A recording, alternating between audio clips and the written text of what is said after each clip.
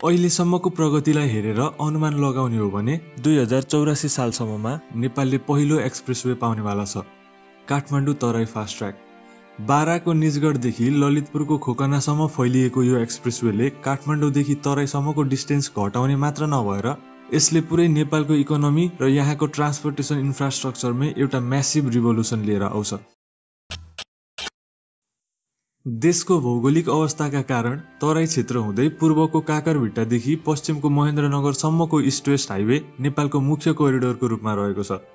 तर नेपालको main trade corridor भनेर तराई क्षेत्रलाई पहाडसँग जोड्ने नर्थ साउथ कोरिडोरलाई लिएको छ, किनकि नेपालको राजधानी र दोस्रो ठुलो सहर पोखरा यही पहाड क्षेत्रमा पर्दछ।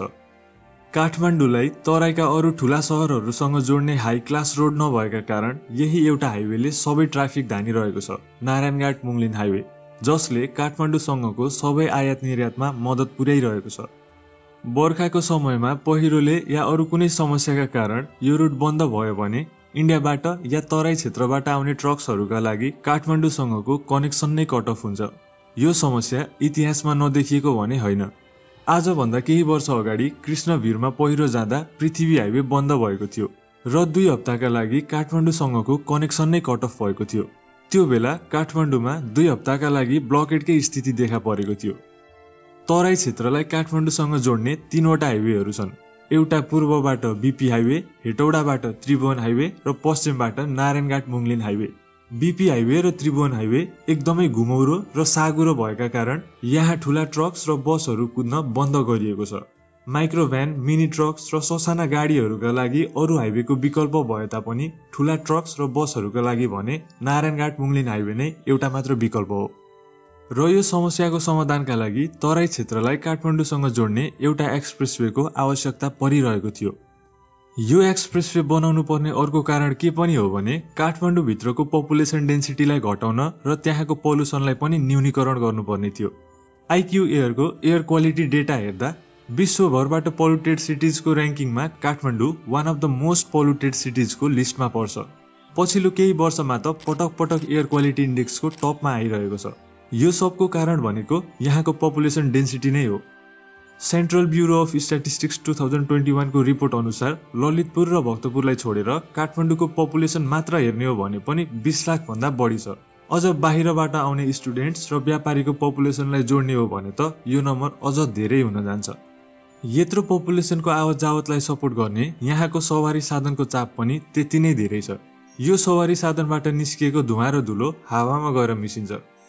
किनकि काठमाडौँ एउटा भ्याली हो, काठमाडौँलाई वरिपरिबाट घेरिएको पहाडले गर्दा त्यहाँ उत्पन्न भएको धुवा र धुलो सजिलोसँग बाहिर जान पाउँदैन र यो धुवा र धुलो भ्यालीभित्रै सर्कुलेट भएर बस्छ, जसका कारण त्यहाँको एयर क्वालिटी एकदमै खराब हुन्छ। यो पल्युसनलाई न्यूनीकरण गर्नको लागि काठमाडौँको पपुलेसन डेन्सिटी घटाउनुपर्छ र पपुलेसन डेन्सिटी घटाउनका लागि काठमाडौँ र अरू सहरहरू बीच कनेक्टिभिटी बढाउनु पर्ने हुन्छ। त्यसैले देशको क्यापिटल सिटीलाई तराईसँग जोड्ने एउटा एक्सप्रेसवेको आवश्यक थियो। 1991 देखि नै यसको कन्सेप्ट सुरु भए पनि यो आइडियाले 2013 मा आएर रूप लिन थाल्यो, जब नेपाल आर्मीले यो एक्सप्रेसवेको नमुना ट्र्याक तयार पार्यो। प्रारम्भिक ट्र्याक ओपनिङको काम सकिएसँगै धेरै इन्टरनेसनल कम्पनीजहरूले यसमा इन्ट्रेस्ट देखाएका थिए। एसियन डेभलपमेन्ट ब्याङ्कको एस्टिमेट अनुसार काठमाडौँ तराई फास्ट ट्र्याकमा दैनिक 7000 गाडीहरू कुद्ने भनेर भनिएको थियो। तर फेरि सर्वे अनुसार 7000 नभएर दैनिक 3000 मात्र गाडी कुद्ने भनेर देखा परेपछि पोटेन्सियल बिडर्सहरूले बिडिङ प्रोसेसबाट पुल आउट गरे। 2014 को प्री क्वालिफिकेसन बिडमा 3वटा कम्पनीहरूले प्रोजेक्टमा इन्ट्रेस्ट देखाएका थिए। त्यसमा पनि 2वटा कम्पनीले राम्रो इकोनोमिक बेनिफिट नदेखेपछि पुल आउट गर्छन् र त्यो बेलाको नेपाली कांग्रेसको सरकारले कन्स्ट्रक्सनको लागि Indian company infrastructure leasing and financial सर्भिसेसलाई जिम्मा दिन्छ। राष्ट्रिय गौरवको आयोजनामा विदेशी संलग्नता हुनु हुँदैन भनेर पब्लिकबाट र अरू पोलिटिकल पार्टिजहरूबाट धेरै नै क्रिटिसिजम्सहरू आउँछ र 2015 को केपी शर्मा ओलीको सरकारले इन्डियन कम्पनीसँगको सबै कन्ट्र्याक्ट टर्मिनेट गरिदिन्छन्। अन्त्यमा 2017 मा पुष्पकमल दाहालको सरकारले फास्ट ट्र्याक कन्स्ट्रक्सनको प्रोजेक्ट नेपाल आर्मीलाई ह्यान्डओभर गर्छन् र यसरी यो नेशनल प्राइड प्रोजेक्ट नेपाल आर्मीबाटै बन्ने पक्का हुन्छ। काठमाडौँ तराई फास्ट ट्र्याक बाराको निजगढदेखि ललितपुरको खोकनासम्म 72.5 किलोमिटर लामो एक्सप्रेसवे कन्स्ट्रक्सन प्रोजेक्ट हो, जसमा 55.5 किलोमिटर लामो रोड हुनेछ, 6.41 किलोमिटरको 3वटा सुरुङ मार्ग हुनेछन् भने 10.59 किलोमिटरको जम्मा 87वटा पुल हुनेछन्। त्यसमा पनि 16वटा पुल विशेष प्रकारको हुनेछ, जसको निर्माण गर्न एकदमै जटिल र हेभी इक्विपमेन्टको आवश्यक पर्छ। 4 लेनको यो एक्सप्रेसवेमा पहाडमा पर्ने रोडको भाग 25 मिटर चौडा हुनेछ र तराईमा 27 मिटर चौडा हुनेछ। यसको कन्स्ट्रक्सनको लागि नेपाल आर्मीले विभिन्न 10 ठाउँमा बेस क्याम्प खडा गरेर काम गरिरहेको छ। यो एक्सप्रेसवे ललितपुरको खोकनामा पर्ने आउटर रिङ रोडबाट सुरु हुनेछ। आउटर रिङ रोड भ्यालीभित्रको अर्को हाइवे प्रोजेक्ट हो, जसले काठमाडौँ भ्यालीको 3वटै डिस्ट्रिक्टको ठूलो एरियालाई समेट्नेछ। खोकनाबाट सुरु भएको यो एक्सप्रेसवेले बीचमा 2वटा मेजर हाइवेलाई पार गर्नेछ, एउटा मदन भण्डारी हाइवे र अर्को कान्ति राजपथ। यसरी 2 ठूला हाइवे र विभिन्न अरू ससाना बाटोहरू पार गर्दै गए तापनि 72.5 किलोमिटर लामो यो एक्सप्रेसवेमा जम्मा 3वटा मात्र एन्ट्री र एक्जिट पोइन्ट रहनेछन्, खोकनामा, निजगढमा र बुदुनेमा। र हरेक एन्ट्री एन्ड एक्जिट पोइन्टमा एक-एकवटा बस पार्क र टोल प्लाजा रहनेछन्। खोकनाको एन्ट्री पोइन्टले काठमाडौँ भ्यालीको आउटर रिङ रोडलाई जोड्नेछ, निजगढको एन्ट्री पोइन्टले तराई क्षेत्रको इस्ट वेस्ट हाइवेलाई जोड्नेछ भने बुदुनेमा रहने एन्ट्री पोइन्टले मदन भण्डारी हाइवे र कान्ति राजपथलाई जोड्छ। वीरगञ्जको ड्राइपोर्टबाट पृथ्वी हाइवे हुँदै काठमाडौँसम्म पुग्न 256 किलोमिटर ट्राभल गर्नुपर्छ, जसको लागि 8 घण्टाको समय लाग्छ। तर काठमाडौँ तराई फास्ट ट्र्याक हुँदै काठमाडौँबाट वीरगञ्जसम्म पुग्न 120 किलोमिटर भन्दा कम ट्राभल गर्नुपर्छ र यसका लागि 2 घण्टा भन्दा कमको समय लाग्छ। यसले नेपालको क्यापिटल सिटीबाट इन्डियन बोर्डरसम्म पुग्नलाई अहिलेको कम्पेरिजनमा 5 घण्टा भन्दा बढीको समय बचत गर्छ। डिपार्टमेन्ट अफ कस्टम्सको डेटा अनुसार 2022मा नेपालले 168 अर्बको डिजेल र 71 अर्बको पेट्रोल इम्पोर्ट गरेको थियो। यसरी डिजेल र पेट्रोलमा गरेर नेपालले लगभग 240 अर्ब खर्च गरेको थियो।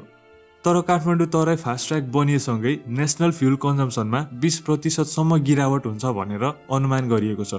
यदि 10% मात्र पनि इन्धनको उपभोग कम भयो भने नेपालले हरेक वर्ष 24 अर्ब बचत गर्न सक्छ।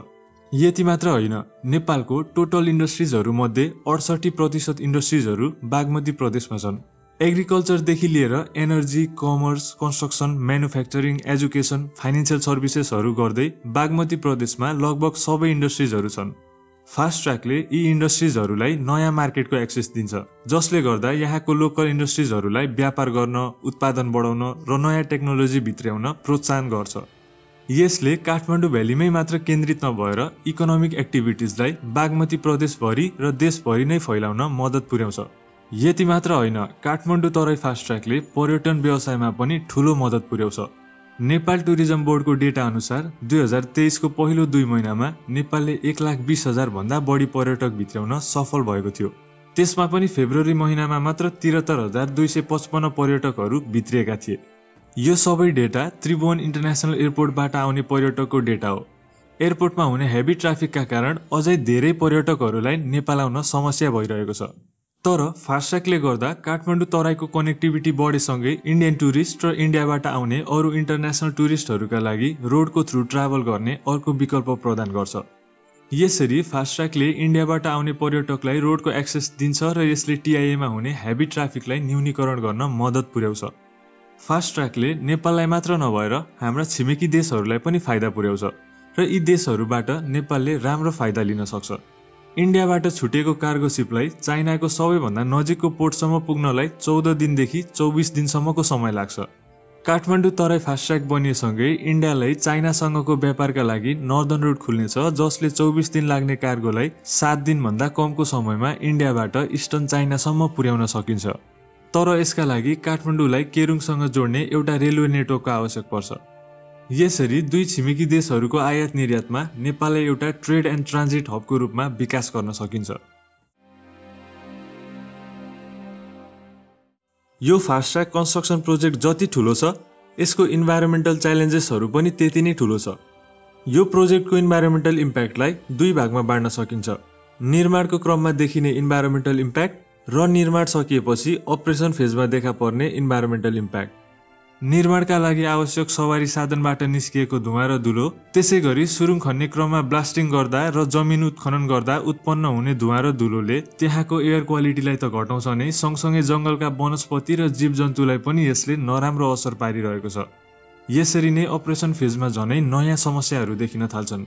यो इन्फ्रास्ट्रक्चर बनिएसँगै यहाँ विभिन्न सवारी साधनहरू कुद्छन्, जसका कारण यिनीहरूबाट निस्केको धुवा र धुलो हावामा गएर मिसिन्छ।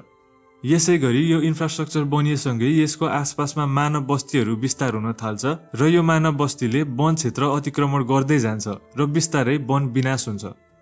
यति मात्र नभएर सडकको पहुँचका कारण वन क्षेत्र अतिक्रमण त हुन्छ नै, जंगली जनावरहरूको अवैध शिकार बढ्न थाल्छ। यति धेरै वातावरणीय असर देखिए पनि अरू हाइवेबाट धेरै समय लगाएर आवत गर्दाको कम्पेरिजनमा यसको लागत र वातावरणीय असर निकै नै कम छ भनेर सरकारले यो इन्फ्रास्ट्रक्चर प्रोजेक्टलाई ग्रीन सिग्नल दिएको हो। फास्ट ट्र्याक कन्स्ट्रक्सनको लागि नेपाल आर्मीको अनुसार लगभग 38,000 रुख काट्नु पर्ने थियो, जसमा अहिलेसम्म 27,000 भन्दा बढी रुख काटिसकिएको छ। यत्रो ठूलो संख्यामा रुख कटान गर्दा त्यहाँको वातावरणलाई चाहिँ नराम्रै असर पर्छ र परिरहेको छ। तर यसरी ठूलो संख्यामा रुखहरू नष्ट गरेर त्यहाँको वातावरणलाई लथालिङ्ग पार्न खोजिएको भन्न खोज्या पनि होइन। नेपाल आर्मीको एउटा रुख काटे बापत 25 वटा बिरुवा रोप्ने काम पनि रफ्तारमा भइरहेको छ। हालसम्म नेपाल आर्मीले 2 ठाउँ नर्सरी स्थापना गरेर 6,15,000 भन्दा बढी वृक्षरोपण गरिसकेको छ। र बिरुवा रोप्ने मात्र होइन, यसलाई 5 वर्षसम्म मलजल गरेर हुर्काउने र 5 वर्षपछि सरकारलाई हस्तान्तरण गर्ने भनेर नेपाल आर्मीले वृक्षरोपणको काम गरिरहेको छ। काठमाडौँ तराई फास्ट ट्र्याक नेपालको यातायात क्षेत्र र आर्थिक समृद्धिका लागि एउटा गेम चेन्जर प्रोजेक्ट बन्न सक्छ भन्ने कुरामा कुनै शंका छैन। त्यसमाथि एउटा राम्रो रणनीतिका साथ अगाडि बढ्न सक्यो भने यसले काठमाडौँ भ्यालीको अनप्लान्ड अर्बनाइजेसनको समस्यालाई पनि समाधान गर्न सक्छ। यसले देशभित्र मात्र नभएर 2 छिमेकी देशहरू बीच व्यापार गर्न नयाँ रुट प्रदान गर्नेछ र नेपाललाई ट्रान्जिट हबको रूपमा विकास गर्नेछ। नेपाललाई ल्यान्डलक्डबाट ल्यान्ड लिङ्क्ड बनाउन काठमाडौँ तराई फास्ट ट्र्याकले महत्त्वपूर्ण भूमिका खेल्छ। तर यसरी ठूलो मात्रामा रुख कटान गरेर कृषि योग्य जमिनमा एक्सप्रेसवे विस्तार गर्दा वातावरण र वन्यजन्तुमा भने यसले नराम्रो असर पारिरहेको छ र पार्नेछ। यो मेगा प्रोजेक्टले पार्ने नकारात्मक असर भन्दा यसको फाइदाहरू बढी भएकोले यसलाई देशले नै एउटा राष्ट्रिय गौरवको आयोजनाका रूपमा हेरेको छ।